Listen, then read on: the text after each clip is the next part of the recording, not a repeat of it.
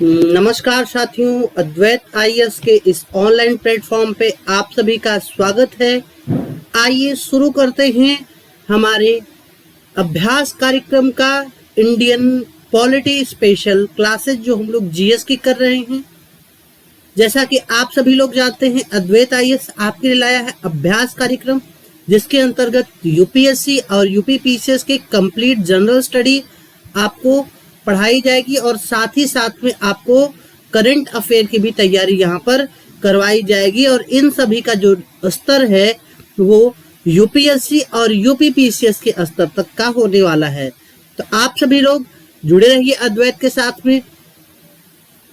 Session को like करें, subscribe करें। अगर पहली बार जुड़ रहे हैं, दोस्तों के साथ अधिक से अधिक शेयर करें, जिससे इसका लाभ अधिक से अधिक मिल सके, क्योंकि ये कार्यक्रम आपके लिए है और लाखों रुपए की कोचिंग के स्तर का ये कार्यक्रम आपके लिए केवल चलाया जा रहा है। चलिए प्रारंभ करते हैं। जैसा कि हमने पिछली क्लासेस में नागरिकता को हमने खत्म किया था और आज से हम लोग मूल अधिकार शुरू करने जा रहे हैं। ठीक है, तो मूल अधिकार क्या है? What is fundamental right? मूल अधिकार क्या है? मूल अधिकार ऐसी व्यवस्था है या ऐसे दावे हैं जो व्यक्ति के व्यक्तित्व के विकास के लिए आवश्यक है। ठीक है, क्या है? मूल अधिकार व्यक्ति के वे दावे हैं जो किसी व्यक्ति के व्यक्तित्व के विकास के लिए आवश्यक हैं। आप उसे क्या कहेंगे? आप उसे मूल अधिकार के रूप में मान्यता देंगे। आप उसे मूल अधिकार के रूप में मान्यता तो देंगे, तो क्या लेकिन ये मूल अधिकार होगा? तो आप कहेंगे नहीं, मूल अधिकार नहीं होगा। अधिकार आप कह सकते हैं, लेकिन मूल अधिकार के लिए कुछ और शर्तें भी। क्या है शर्त? ये है, पहली शर्त तो समाज द्वारा मान्यता प्राप्त होना चाहिए, यानी समाज के लिए उसके लिए क्या होना चाहिए? उसको एक्सेप्टेबिलिटी होना चाहिए, यानी समाज उसे माने। और दूसरा जो सबसे बड़ी बात है, वो राज्य द्वारा प्रदत्त होना चाहिए और संरक्षित होना चाहिए। हो सकता है कि मूल अधिकार राज्य द्वारा प्रदत्त न होकर के संविधान द्वारा प्रदत्त हो। ठीक है, किसके द्वारा प्रदत्त हो? संविधान के द्वारा प्रदत्त हो। जैसे हमारे यहाँ पर संविधान के द्वारा प्रदत्त है। लेकिन अगर मूल अधिकार है, उसका एक फीचर ये है कि मूल अधिकार को सदैव न्यायपालिका द्वारा संरक्षण दिया जाता है। क्या किया जाता है? न्यायपालिका के द्वारा संरक्षित किया जाता है। एग्जाम्पल देख सकते हैं। भारत सरकार जो किसी मूल अधिकार के जन्मदाता है तो नहीं, जन्मदाता है। जो मूल अधिकार हमें मिला वो संविधान से मिला। उस मूल अधिकार में आर्टिकल 32 है, जो क्या कहता है? जो कहता है कि मूल अधिकार का अगर उल्लंघन होता है तो आप सीधे सुप्रीम कोर्ट जा सकते हो। यानी मूल अधिकार के उल्लंघन पर सर्वोच्च न्यायालय की रिट जारी करने की शक्तियां आगे हम लोग पढ़ेंगे। जिसे आप कहते हैं संवैधानिक उपचार का अधिकार। क्या कहते हैं? संवैधानिक उपचार का अधिकार। ये हमारा मूल अधिकार है आर्टिकल 32 के तहत। और वहीं 226 के तहत आपके मूल अधिकार और अन्य अधिकारों के संदर्भ में आप कहाँ जा सकते हो? आप जा सकते हो हाई कोर्ट। यानी सरकार मूल अधिकार का स्रोत नहीं है। स्रोत क्या है? जनता है। और आप ये कह सकते हैं कि जो मूल अधिकार है वो राज्य के विरुद्ध व्यक्ति के दावे हो सकते हैं। क्या हो सकते हैं? अब अगर आ जाए मूल अधिकारों का निम्नलिखित में से क्या स्थिति है, तो यह राज्य के विरुद्ध व्यक्ति के दावे हो सकते हैं। क्या हो सकते हैं? राज्य के विरुद्ध व्यक्ति के दावे हो सकते हैं।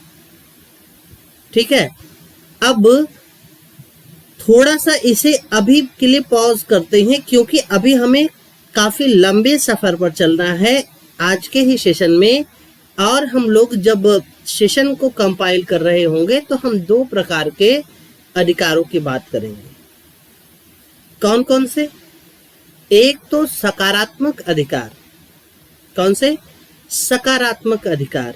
और दूसरा नकारात्मक अधिकार। इसके बीच के अंतर को भी समझेंगे और इसके कुछ उदाहरणों को लेकर भी बात करेंगे, क्योंकि प्रश्न तो आए हुए। ठीक है, तो मूल अधिकार जो हैं वो राज्य के विरुद्ध व्यक्ति के दावे हैं। किसके विरुद्ध? राज्य के विरुद्ध व्यक्ति के दावे हैं, जो व्यक्ति के व्यक्तित्व के विकास के लिए आवश्यक है। यानी जो मूल अधिकारों का राज्य क्या है? जन्मदाता नहीं है, लेकिन संरक्षण करता है। ठीक, यहां तक तो चीज क्लियर है। अब आते हैं कि क्या मूल अधिकार जो है वो हर व्यक्ति को मिला है? तो बिल्कुल मूल अधिकार बिना भेदभाव रहित समाज में, खास करके लोकतांत्रिक समाज की बात करें तो बिना किसी भेदभाव के, बिना किसी अलग योग्यता के सभी के लिए समान अधिकार, समान मूल अधिकार होते हैं। क्या होते हैं? समान मूल अधिकार होते हैं। तो अगर समान मूल अधिकार हैं, क्या है? अगर समान मूल अधिकार हैं तो इसका क्या मतलब है कि क्या यह किसी तरीके से इस पर रोक नहीं लगाई जा सकती? यानी कि जो मूल अधिकार है उस पर रोक लगाना संभव है? क्या वो असीमित है या सीमित है? तो कह सकते हैं कि आपका मूल अधिकार किसी दूसरे के उसी तरह के मूल अधिकार का किसी भी तरीके से खंडन नहीं कर सकता। किसी भी तरीके से आपका जो मूल अधिकार है वो उसी तरह के मूल अधिकार का दूसरे के खंडन नहीं कर सकता है। इसका मतलब क्या हो गया? जैसे आपके जीवन जीने का अधिकार है, तो इसका मतलब ये नहीं है कि आप अपने जीवन जीने के अधिकार के चक्कर में किसी को मार दो। यानी आपके अधिकार तभी तक सुरक्षित रह सकते हैं जब आप उसी तरह के जो अधिकार हैं, उसी तरह के जो व्यवस्थाएं हैं, वो किसी अन्य के लिए भी क्या करें? दें। इसका मतलब जो कहते हैं ना कि अगर हम किसी दूसरे को, किसी को इज्जत देते हैं तो वो भी हमारे लिए क्या करता है? किसी बुरे भाव से प्रेरित नहीं रहता। गांधी जी कहते हैं ना कि हो सकता है कि एक बार के लिए प्रेरित हो जाए, 2 बार के लिए प्रेरित हो जाए, लेकिन उसका हृदय परिवर्तन तो होगा। आज नहीं होगा, कल होगा, कल नहीं होगा तो परसों होगा। लेकिन इसके लिए अगर सोचिए कि आप अपने अंदर किसी के प्रति नकारात्मक भाव रखते हैं। क्या रखते हैं बेटा? नकारात्मक भाव रखते हैं। तो नकारात्मक भाव किसके अंदर है? आपके अंदर है। अब सोचिए, एक जहर है जो आपने किसी को देने के लिए रखा है। ठीक है, कहाँ रखा है? आपने उसे अपने घर में रखा है, अपने पास रखा है। तो क्या गारंटी है कि अनजाने में ये आपको ही न नुकसान पहुंचा दे? आप ही पता चला कि दवाई और जहर बगल बगल में रखा था, आप कप सिरप रखा था और जहर रखा था, अंधेरे में आप गए, कप सिरप की जगह उठाया और राम राम हो गए। हुए कि नहीं हुए? नहीं, आप लोग लंबी उम्र हो, दीर्घायु हो, ये वाली बात नहीं है, लेकिन कहीं न कहीं से इस चीज को आपको मानना पड़ेगा कि आप अगर स्वयं को बेहतर बनाने, देखो बड़ा वो नहीं होता जिसके पास बहुत ज्यादा पैसे हैं, बहुत ज्यादा, बड़ा वो होता है जिसके सामने कितना भी छोटा व्यक्ति है वो स्वयं को छोटा न महसूस करे। ठीक है, कहने का मतलब क्या है? आप ऑफिसर बन जाइए। अब आप ऑफिसर बन के अपने में ये जो थप्पड़बाज जो डीएम साहब थे, ठीक है, एसडीएम साहब थे जो थप्पड़बाज, जिनको सस्पेंड कर दिया गया, आप अपने ही रोले में चल रहे हैं। तो क्या यह आपकी एक बेहतर प्रशासक होने की परिकल्पना की जा सकती है? तो कहा गया नहीं। यानी आपका अधिकार एक तो ऐसा है कि आप तभी उस अधिकार का उपभोग कर सकते हो जब आप दूसरों के उसी तरह के अधिकार का सम्मान कर रहे हैं। ठीक है, चीजें समझ में है? ठीक है, तो आगे चलते हैं। तो क्या जो मूल अधिकार है वो एक फिक्स जो कहा जाता है, जो फिक्स कर दिया गया, यही 6 मूल अधिकार है जैसे हमारे संविधान में दिए गए हैं। आगे उनका लिस्ट मैं आपको बताऊंगा। तो यही मूल अधिकार होंगे, इसके अलावा और मूल अधिकार नहीं हो सकते। तो कहा गया कि समय समय पर समय परिवर्तनशील है। अब सोचिए कि एक वो कॉन्सेप्ट है ना, बिन फेरे हम तेरे वाला, है, जिसको आप अंग्रेजी में कहते हैं लिव इन रिलेशनशिप। ठीक है, तो हालांकि ये एक वेस्टर्न धारणा है, लेकिन भारत में भी मेट्रोपॉलिटन सिटी में बहुत तेजी से ये प्रचलन चला। लेकिन अब क्या 2 चीजें हैं, क्या हम नैतिकता के आधार पर इस पर रोक लगा दें, या फिर हम वयस्कता के आधार पे, कि यानी अगर एक वयस्क स्त्री है या पुरुष है, मतलब 2 वयस्क स्त्री है या पुरुष है, या स्त्री पुरुष दोनों हैं, अगर वो साथ में रहना चाहते हैं,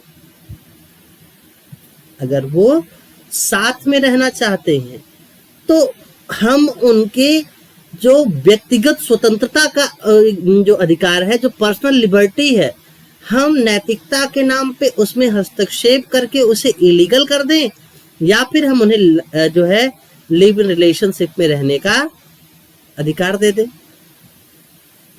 ठीक, ये मान्य। एक और चीज है, मान लीजिए कि किसी का विवाह हुआ, ठीक है, किसी का विवाह हुआ, और इस विवाह के बाद में जो पत्नी है या पति हैं, उनका एक्स्ट्रा मैरिटल अफेयर भी, ठीक है, एक्स्ट्रा मैरिटल अफेयर है, या हमारे कुछ स्टूडेंट, जैसे आप लोगों की बात नहीं कर रहा हूं, कुछ और ऐसे लोग हैं जो भाभियों को ज्यादा पसंद करते, उनसे तो अब उनका पसंद करना वो व्यक्तिगत स्वतंत्रता की बात है। अगर दोनों एक दूसरे को पसंद करते हैं, तो क्या संविधान वैवाहिक जीवन की शुचिता की बात रखते हुए आप इसको इलीगल घोषित कर दोगे? ये समय की डिमांड है, देखो बेटा, समय की डिमांड है। ठीक है, तो क्या इसे इलीगल घोषित कर दोगे? तो देखिए, सिंपल सी बात यही है, वही सिद्धांत वहां पे लागू हो जाता है कि जब वो स्त्री वयस्क है, वो पुरुष वयस्क है, अगर दोनों एक दूसरे के साथ में कंफर्टेबल हैं, वो भले से दूसरे से शादीशुदा है, तो वो लोग एक दूसरे के साथ फंक्शनल रिलेशन में रह सकते हैं। ठीक है, इसका पर्सनल लिबर्टी का उन्हें राइट है। ठीक है, खुद ज्यादा ना हो, ये जो क्या कहते हैं भाभी के साथ अफेयर करने का मूल अधिकार मिल गया। खैर नहीं, एक मतलब ये क्या है, ये पर्सनल लिबर्टी है। पहले अगर ऐसा कुछ होता था तो जो पुरुष होता था वो इसके लिए दोषी होता था, 6 महीने से 1 साल तक की सजा थी इसमें। लेकिन कोर्ट ने अभी एडल्ट्री को लीगल कर दिया है, यानी एक्स्ट्रा मैरिटल अफेयर लीगल है। ठीक है, हाँ, लेकिन जो दूसरा पार्टनर है, इस आधार पे, इस बेसिस पे तलाक की डिमांड कर सकता है। ठीक है, इस बेसिस पे तलाक की डिमांड कर सकता है। एक चीज और जो करंट में अभी कुछ समय पहले चर्चा में रही। मान लीजिए कि शादी किसी दूसरे से हुई, अफेयर किसी दूसरे से था, और शादी चल ही रही थी कि एक बच्चा पैदा हो गया। अब वो बच्चा भले से अफेयर वाले पुरुष का, उस स्त्री का हो, लेकिन उस बच्चे का पिता वो माना जाएगा जो तत्समय उसका पति होगा। समझ रहे हैं ये वाली बात? तत्समय जो उसका पति होगा वही उस बच्चे का पिता माना जाएगा। तो कहीं न कहीं से जो पर्सनल लिबर्टी है, जो व्यक्तिगत स्वतंत्रता है, क्या हमने जिस तरह से शुरू किया था उसी तरीके से रह गया? नहीं।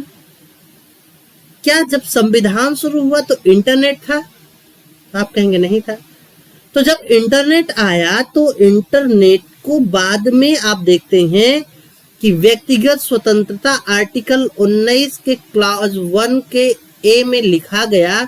तो इसका मतलब ये हुआ कि जो मूल अधिकार हैं वो समय के साथ क्या है बेटा? वो समय के साथ गतिशील हैं, वो समय के साथ आगे बढ़ रहे हैं। ऐसा नहीं है कि जो संविधान में लिखा गया है केवल वही है। अब ये गतिशीलता दो तरीके की हो सकती है। ये गतिशीलता दो तरीके से हो सकती है।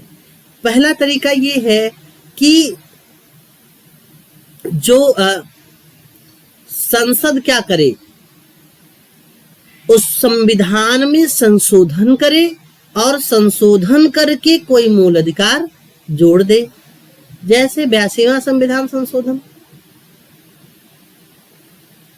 ठीक है। जैसे हमने क्या जोड़ा? हमने जोड़ा 21 का क्लॉज ए जो शिक्षा के अधिकार को सबको देता है।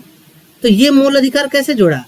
संसद ने संविधान में संशोधन करके इसे संविधान में स्थापित किया। क्या किया? संविधान में स्थापित किया। इसका मतलब ये है कि जो मूल अधिकार है उसमें संसद भी संशोधन कर सकती है। दूसरा, जो कानून की व्याख्या करने का अधिकार हमारे कोर्ट का है, न्यायपालिका का है, न्यायपालिका वो जो कानून की व्याख्या करने का अधिकार है उसका प्रयोग करते हुए व्याख्या के द्वारा किसी अधिकार को किसी वर्तमान के अधिकार के अंतर्गत मान सकती है। जैसे हमने कहा कि निजता का अधिकार आर्टिकल 21 के तहत मान लिया गया। जैसे जो इंटरनेट का जो है, इंटरनेट न्यूट्रलिटी है, सभी के लिए इंटरनेट की अवेलेबिलिटी है, तो इसके लिए जो मूल अधिकार आर्टिकल 19 के 1 के ए में जो डाला गया, वाक और अभिव्यक्ति की स्वतंत्रता के अंतर्गत जो डाला गया, ये क्या है? ये भी न्यायपालिका द्वारा जो संविधान की व्याख्या करने का अधिकार है उसके तहत ये चीजें डाल दी गई। ठीक है।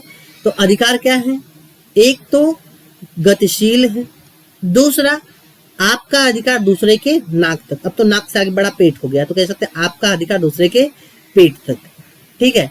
यानी आपके अधिकारों की जो सीमा है वो दूसरे के अधिकारों की सीमा पर जाकर खत्म हो जाती है।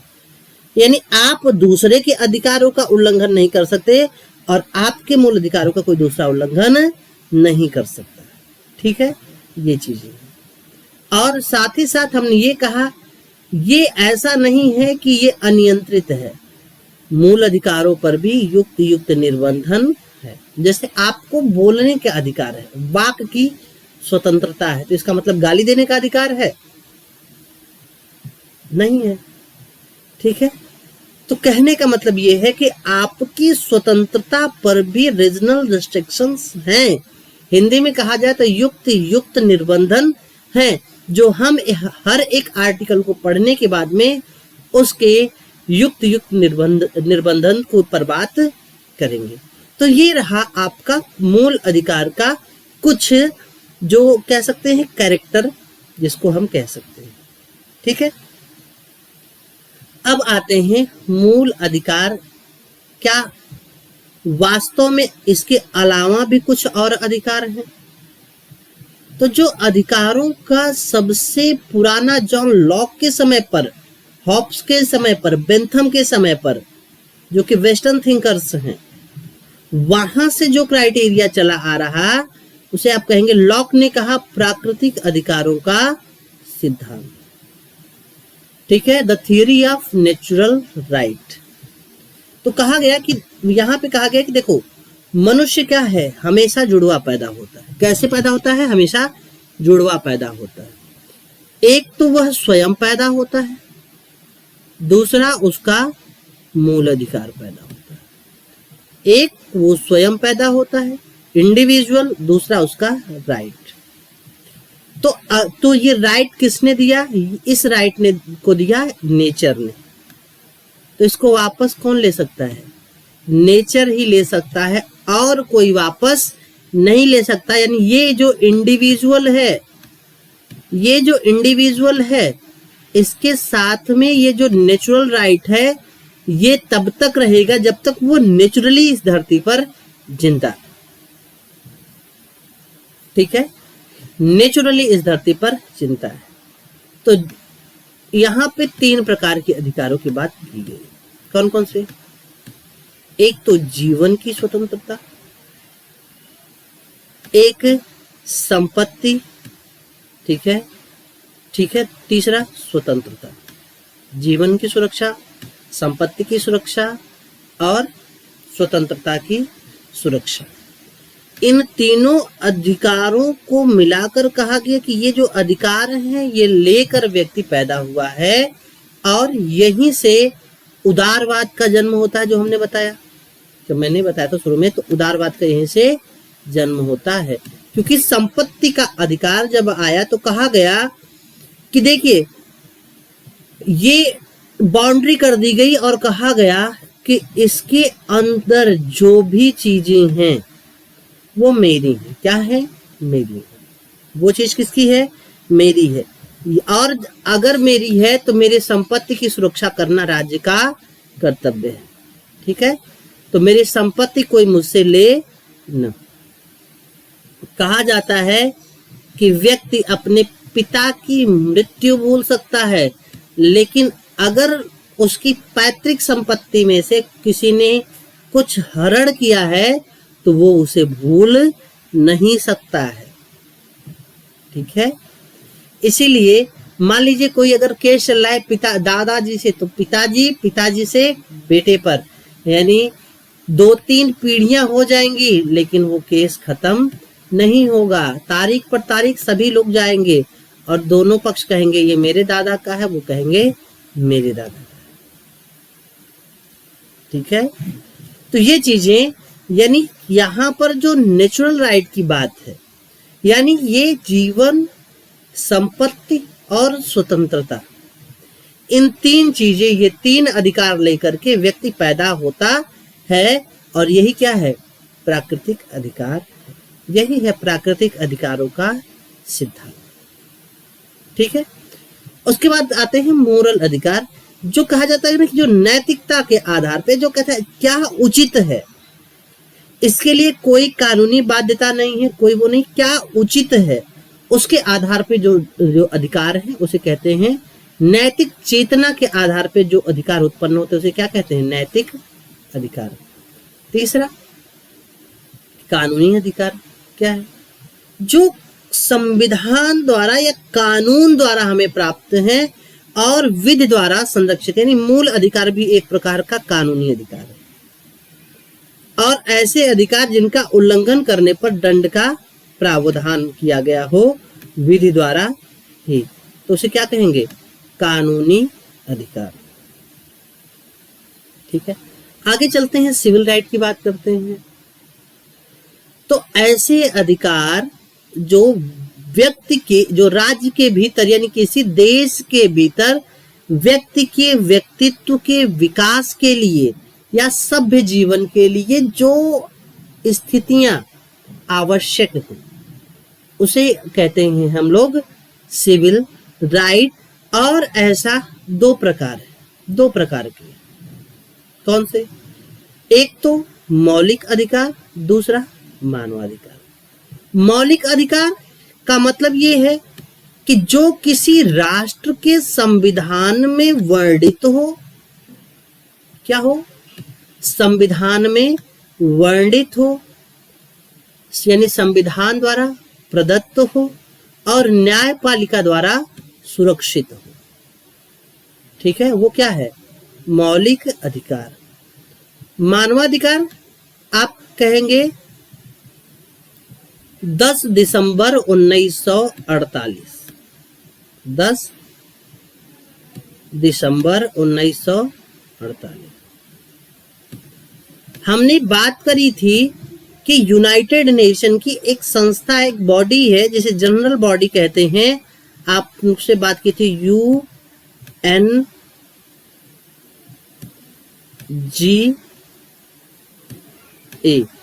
United nation general assembly. इसमें यूनाइटेड नेशन के समस्त सदस्य इसके मेंबर होते हैं। अभी इसकी मीटिंग चल रही थी जिस पे हमने आपसे बात की थी।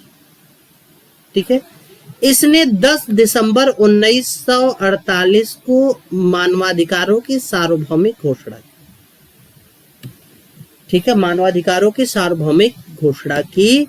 और ये जो घोषणा है, कहा गया कि इसके लिए आपको किसी तरह से किसी राष्ट्र का नागरिक होना आवश्यक नहीं है, किसी योग्यता का होना आवश्यक नहीं है, बल्कि यह आवश्यक है कि आप एक मनुष्य हैं और मनुष्य होने के नाते आपको ये अधिकार प्राप्त होंगे। मनुष्य होने के नाते आपको ये अधिकार प्राप्त होंगे। इसीलिए इसे क्या कहा गया, इसे कहा गया कि ये है मानव अधिकार। ठीक है, और राष्ट्रों से ये उपेक्षा की गई, यानी दुनिया के देशों से ये अपेक्षा की गई कि जो मानवाधिकार है राष्ट्र इसे लागू करने की अपने देश में कोशिश करे। तो जो मानवाधिकार है इसके उल्लंघन पर दंड का प्रावधान तो नहीं है, इसके उल्लंघन पे दंड का प्रावधान तो नहीं है। यानी ये अंतरराष्ट्रीय स्तर पे देशों से ये कहा जाता है कि आप इसे अपने अपने देश में लागू करें और सभी को दें। यानी यहाँ पे केवल आपके नागरिकों की बात नहीं है, आप सभी को दे सकते हैं। एक चीज यहाँ पर आपके लिए होमवर्क है। तो जो क्या कहते हैं मानवाधिकारों की घोषणा हुई, ठीक है, सार्वभौमिक मानवाधिकारों की घोषणा जो 10 दिसंबर 1948 को हुई है, आप एक बार उसकी लिस्ट को पढ़ लीजिएगा। उतना इम्पोर्टेंट नहीं है, लेकिन कभी यूपीएससी का मन कर दिया या पीसीएस का मन कर दिया कि निम्नलिखित में से कौन से जो है अधिकार मानवाधिकारों में उल्लिखित हैं, तो आपके लिए वो चीजें क्लियर रहेंगी। तो ये चीज आप जानते रहिएगा। तो आपके लिए जो होमवर्क है वो यही है कि जो सार्वभौमिक मानवाधिकारों की घोषणा हुई, यानी जो मानवाधिकारों की लिस्ट है, उसे आप एक बार जरूर पढ़िएगा, आवश्यक रूप से उसे पढ़िएगा। ठीक है, अब आते हैं जो भारत की स्थिति देखते हैं, यानी भारत में जो मूल अधिकार हैं, जो फंडामेंटल राइट हैं, उनको लेकर के किस तरह से, यानी भारत में मूल अधिकारों का जो कॉन्सेप्ट आया वो कॉन्सेप्ट किस तरीके से आगे बढ़ा। तो कहा गया कि वास्तव में क्या हुआ कि जैसे जैसे हम लोग थोड़ा सा, जब ब्रिटेन ने क्या किया कि हमें शिक्षित करना शुरू किया, हालांकि उनका उद्देश्य था हमें लिटरेचर पढ़ाना, हमें मैथ और साइंस वो पढ़ाने की बात नहीं कर रहे थे। हमें क्या करना चाहते थे, वो हमें लिटरेचर पढ़ाना चाहते थे। और उस लिटरेचर से वो हमें क्या करना चाहते थे, हमें एक क्या कह सकते हैं कि क्लर्क बनाना चाहते थे, बाबू। ठीक है, लेकिन जब हमने पढ़ा और कुछ लोग यहाँ से ब्रिटेन गए, जो है साउथ अफ्रीका गए, यानी जो वो वेस्टर्न कंट्रीज में गए और वहां पर जाकर देखा लोगों की जो लाइफ स्टाइल है, धीरे धीरे लोगों का क्या हुआ, इस तरह से डिमांड बढ़ना शुरू हुआ। क्योंकि उन्होंने अपने यहाँ पे दिया था, हमारे यहाँ पे तो उनका शोषण करना था, तो हमें राइट क्यों देते।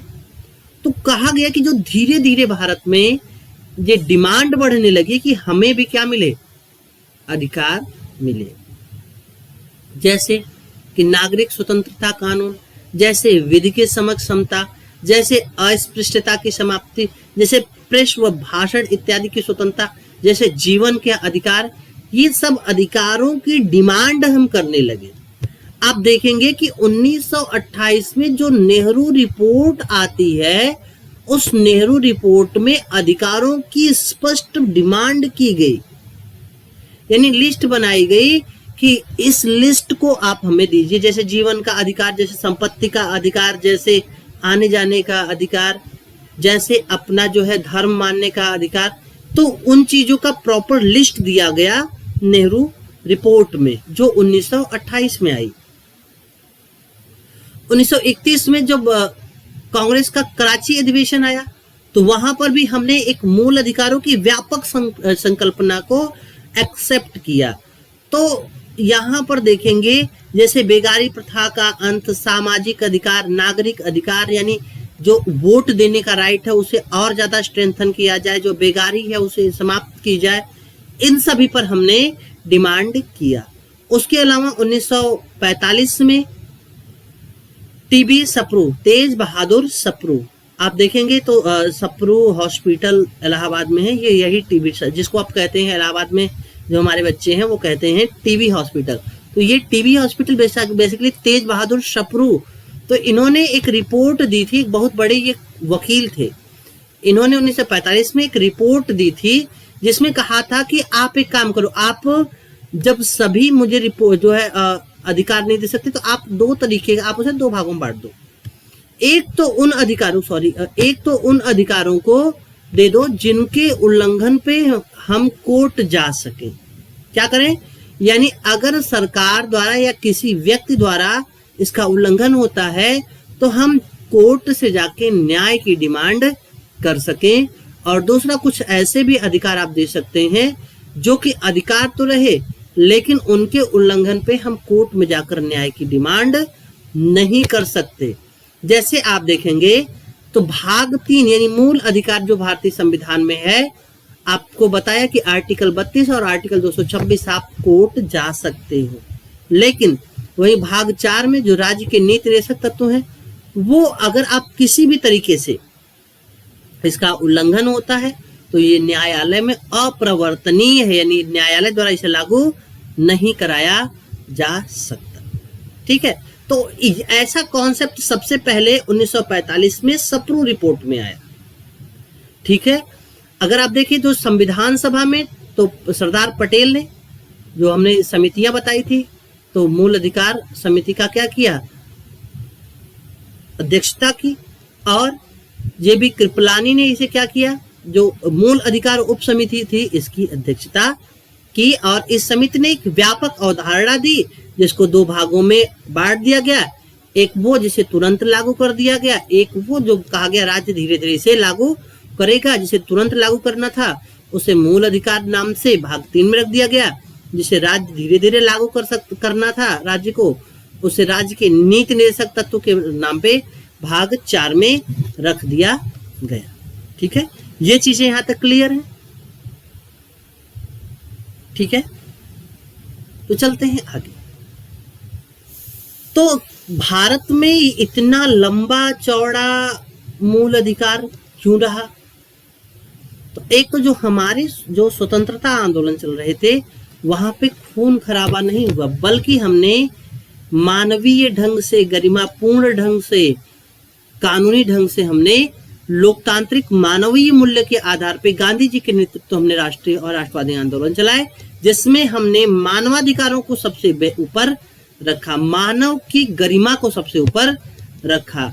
और साथ ही साथ में हमारा जो अनुभव था अंग्रेजी शासन का वो इतना बुरा था कि हमने कहा कि हमें राज्य के अत्याचार से बचना है। ऐसा ना हो, अभी तक गोरे अंग्रेज हमें शोषित कर रहे थे, अब ये छोड़ चले जाए तो काले अंग्रेज हमारा शोषण करें, तो नहीं, हमें क्या हो, हमें संविधान ऐसा करे कि हमें कोई भी शोषित न कर सके।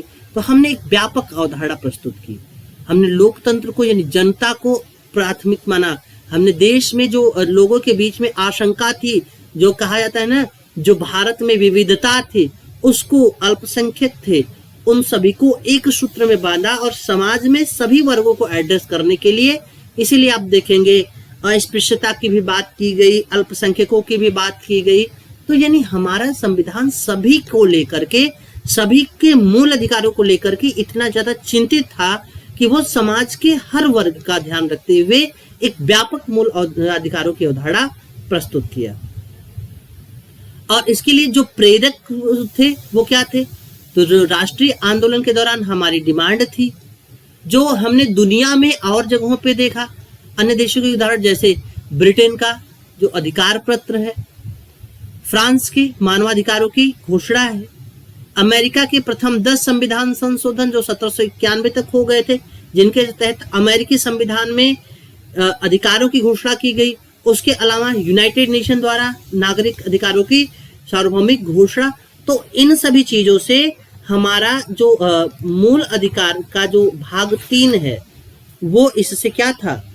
काफी ज्यादा प्रभावित था। ठीक है, काफी ज्यादा क्या था? प्रभावित था। तो क्या संविधान सभा में मूल अधिकारों को लेकर के एक जैसी व्यवस्थाएं, एक जैसा दृष्टिकोण सब रखते थे? तो कहा गया नहीं, इसके लिए भी 2 प्रकार के दृष्टिकोण थे। एक जो के.एम. मुंशी, ए.के. अयंगर और ठाकुरदास भार्गव जैसे जो संविधान सभा के सदस्य थे, वो ये मानते थे कि एक जो लिबरल क्या कहते, उदारवादी, हिंदी में कहते उदारवादी, लिबरल जो फंडामेंटल राइट है उसका कॉन्सेप्ट हो, यानी यहाँ पर वही जीवन, स्वतंत्रता, संपत्ति जैसे यानी व्यक्ति की व्यक्तिगत अवधारणा को हम प्रमुखता से देखें।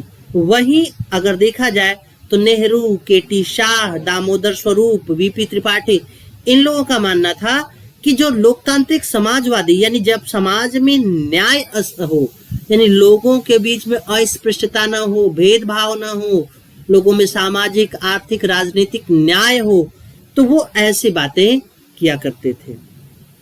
ठीक है, यानी एक तरफ तो जो कि के.एम. मुंशी वाला धड़ा था वो लोगों के व्यक्तिगत अधिकारों के लिए ज्यादा सशक्त था, और दूसरी तरफ जो नेहरू वाला धड़ा था ये लोगों के सामाजिक अधिकारों को लेकर बेहतर सशक्त था, और खास करके जो वंचित और शोषित वर्ग थे उनके लिए अधिक सतर्क था।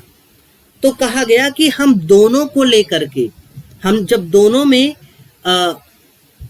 डिबेट हुआ तो हमने क्या किया, अपने संसाधनों के आधार पर ये कहा कि हम दोनों को क्या करेंगे, एक साथ रखेंगे। हमने सामाजिक कल्याण की भी अवधारणा रखी, हमने व्यक्तिगत स्वतंत्रता की भी अवधारणा रखी। हालांकि अगर देखा जाए तो जो उदारवादी थे, जो व्यक्तिगत स्वतंत्रता के ज्यादा पक्षधर थे, उनके अधिकतर चीजों को हम देखते हैं कि भाग 3 में रखकर मूल अधिकार बना दिया गया, और जो सामाजिक आर्थिक वो थे, जहाँ पे क्या कहते हैं, लोगों को आर्थिक रूप से सशक्त बनाना, लोगों के कल्याण के लिए काम करना। कहा गया कि राज्य के पास में इतने पैसे तो अभी है नहीं, तो जैसे जैसे राज्य के पास पैसे आए वैसे वैसे राज्य क्या करे, इन्हें लागू करता जाए। इसीलिए इन्हें कहा गया जो राज्य का कर्तव्य होगा, इसीलिए इसे जो शब्द दिया गया वो कहा गया नीति निर्देशक तत्व, जिसे भाग संविधान के भाग 4 में रखा गया। ठीक है, तो ये चीजें हैं। इसके अलावा अगर आप देखें तो जो एक आज वो परिचय कर लेते हैं हमारे मूल अधिकारों से। तो भारतीय संविधान में भाग 3 में 12 से 35 तक मौलिक अधिकारों की व्यापक तरीके से घोषणा की गई है। मूल रूप से 7 मौलिक अधिकार थे, लेकिन संपत्ति के अधिकार को 44वें संविधान संशोधन द्वारा हटा दिया गया और इसे आर्टिकल 300 का ए में रखा गया। यानी अब वो संवैधानिक अधिकार तो है लेकिन विधिक अधिकार नहीं है। इस प्रकार वर्तमान में आप देखेंगे तो भारत में कितने मूल अधिकार हैं, तो 6 मूल अधिकार हैं। ठीक है, समता, समानता, स्वतंत्रता, शोषण, धार्मिक, सांस्कृतिक और शैक्षणिक अधिकार और संवैधानिक उपचारों का अधिकार। जैसे अगर आप आर्टिकल्स का थोड़ा सा परिचय ले लें हालांकि एक एक आर्टिकल को हम विधिवत तरीके से एक्सप्लेन करेंगे, जिस पर चर्चाएं आपसे होंगी। आर्टिकल 12 राज्य को परिभाषित करेगा। आर्टिकल 13 विधि को परिभाषित करते हुए जो मौलिक अधिकार से असंगत विधि हैं उनको शून्य करने की बात करेगा। 14 से 18 तक समता के अधिकार में विधि के समक्ष समता, भेदभाव का निषेध, अस्पृश्यता और उपाधियों के उन्मूलन जैसी बातें हम यहाँ पे करेंगे। स्वतंत्रता के अधिकार में हम लोग अनुच्छेद 19 से 22 तक भाषण, सभा, आवागमन, निवास, व्यवसाय की स्वतंत्रता, दोष सिद्ध व्यक्तियों के लिए जो अधिकार है, जो निवारक निरोध कानून है, इनके बारे में, जो गिरफ्तार व्यक्तियों के अधिकारों की यहाँ पर हम बात करेंगे। शोषण के विरुद्ध अधिकारों में अगर कहा जाए तो 23-24 जो मानव की तस्करी, बलात्श्रम, बाल श्रम निषेध, ऐसी चीजों पे हम बात करेंगे और ऐसे कानूनों पर हम बात करेंगे। धार्मिक स्वतंत्रता के अधिकार की बात करें तो 24 से 28 जहाँ पे धर्म, विवेक, धार्मिक मामलों के प्रबंधन, उनको चलाना, इन सभी के बारे में बात करेंगे और धार्मिक कृत्यों के परफॉर्मेंस की स्वतंत्रता के बारे में बात करेंगे। सांस्कृतिक और शैक्षणिक अधिकारों में जो 29-30 में हम खास करके अल्पसंख्यक वर्ग के हितों और शैक्षणिक अधिकारों के जो है संरक्षण में बात करेंगे। और आर्टिकल 32 हम संवैधानिक उपचारों की बात करेंगे। 33 में हम जो है जो सैन्य बल है, जो पुलिस बल है, इनके मूल अधिकारों को कम करने की बात करेंगे। 34 में हम लोग जो है आपसपा की बात करेंगे।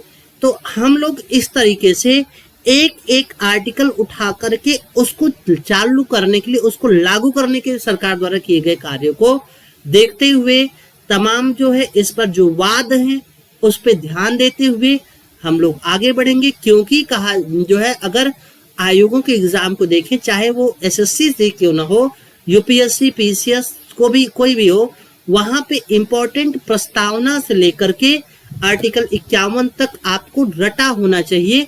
तो हम लोग विधिवत इस तरीके से पढ़ेंगे कि आप लोग केवल 1-2 बार वीडियो देखिए और एक छोटा सा नोट्स बना लीजिए, आपके लिए मोर देन सफिशिएंट हो जाएगा। हाँ, अगर आपको मेंस करना है आप लेक्चर्स को पूरा सुनिए, उसके लिए नोट्स बनाइए, और अगर आप कर रहे हैं तो आप मुझसे कांटेक्ट कर सकते हैं। मैं आपको कुछ बुक्स बताऊंगा, उसको पढ़िए। प्रीवियस ईयर क्वेश्चन हम तो लगातार आपको देंगे ही, उन सब चीजों पे बात करेंगे। चलिए, आज के सेशन के लिए इतना ही करते हैं, मिलते हैं अगले सेशन के लिए।